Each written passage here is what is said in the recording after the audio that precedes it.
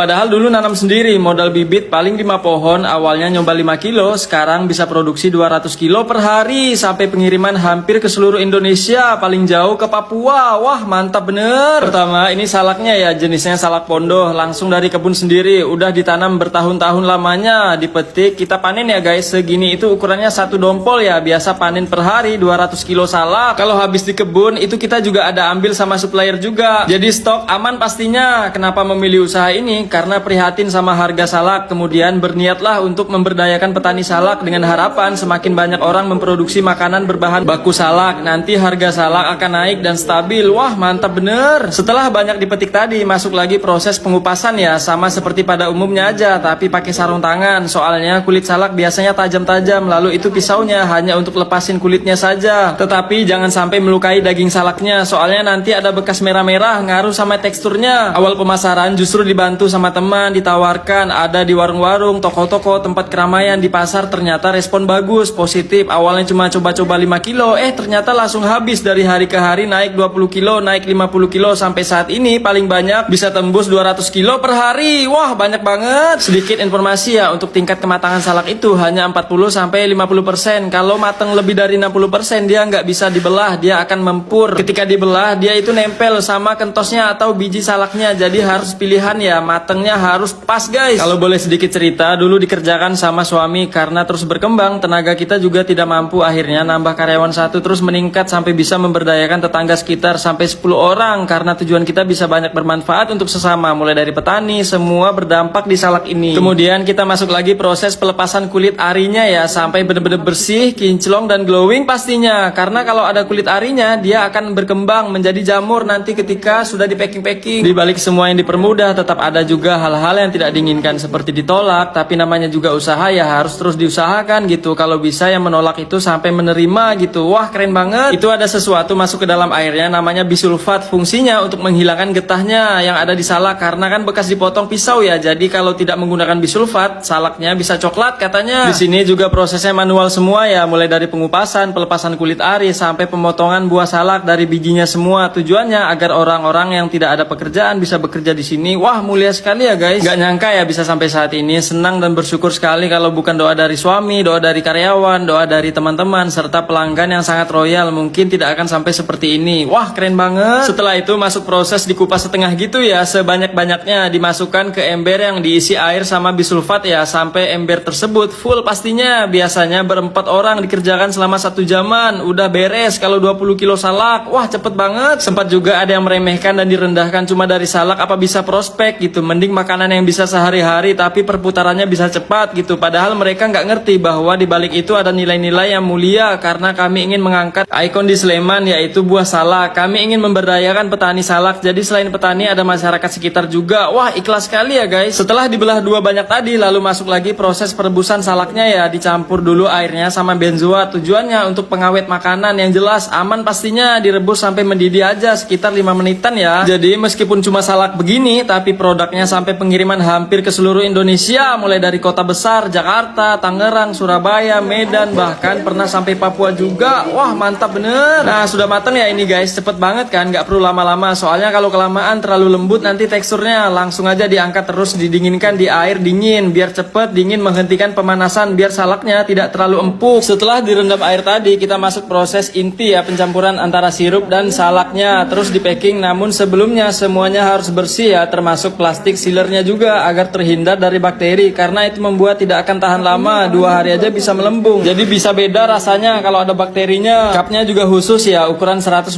ml, diisi 3 aja cukup salaknya. Kemudian plastik yang direndam air bersih, langsung aja dipres, begitu hasilnya seperti ini. Wah, mantap bener. Kunci bisa bertahan usahanya sampai saat ini, pertama telaten ya, tidak pernah nyerah, selalu bertanggung jawab kepada siapapun, terutama sama pelanggan juga. Jadi kalaupun ada komplain atau saran, kita selalu menerima dengan baik, dengan senang hati. Dipres serapet-rapetnya ya, biar nggak kocak dan bocor gitu. Prinsip hidup owner, niat kita baik, tidak lupa berdoa, terus tengok kanan kiri untuk belajar dimanapun harus tetap belajar. Sempat ngobrol sama owner, ini kan saya izin meliput lihat prosesnya dari awal sampai selesai. Terus kalau ada yang meniru bagaimana? Silahkan, kalau memang ada yang meniru silahkan. Kan rezeki sudah ada yang ngatur. Kalau bisa justru kerjasama untuk mengembangkan produk ini. Karena kalau banyak yang bikin, pasti juga peminatnya semakin banyak kan? Ya, yang penting bisa bersaing secara sehat gitu aja. Wah, keren banget. Direbus menghilangkan bakteri biar musnah di permukaan bumi. Plastik yang digunakan juga khusus makanan ya, jadi aman.